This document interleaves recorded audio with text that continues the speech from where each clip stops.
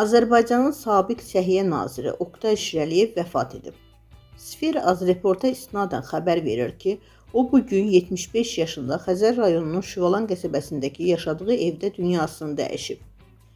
Xəbər verdiyimiz kimi, sabiq Səhiyyə naziri Oqtay Şirəliyev bugün 75 yaşında Xəzər rayonunun Şüvalan qəsəbəsindəki yaşadığı evdə dünyasını dəyişib.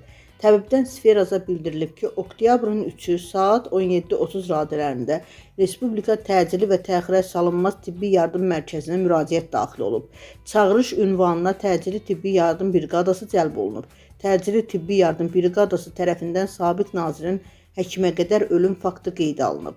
Allah rəhmət eləsin.